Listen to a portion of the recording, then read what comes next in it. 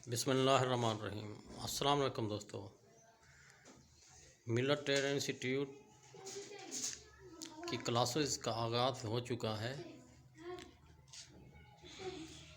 लिहाजा तमाम तलबा व तलबात को आगाह किया जाता है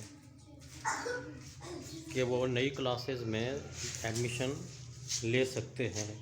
जैसा कि नए स्टूडेंट्स अभी ये देखिए, ये स्टूडेंट्स हैं, अपना होमवर्क स्टार्ट किया हुआ है, स्केच बुक के ऊपर अपना सबक बना रहे हैं।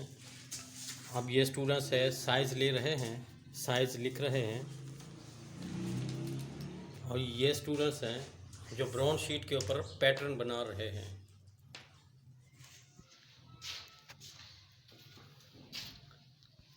अपनी स्केच बुक की मदद से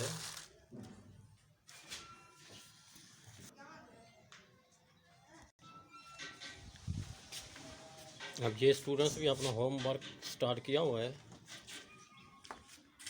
स्केच बुक की मदद से अपनी स्केच बुक तैयार कर रहे हैं।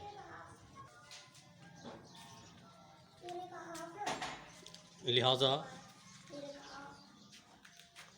न्यू आने वाले तलबा व तलबात को आगाह किया जाता है कि वो जल्द अज जल्द इंस्टीट्यूट में एडमिशन के लिए रब्ता करें ताकि नेक्स्ट टेक्निकल बोर्ड के एग्ज़ाम में शामिल हो सकें।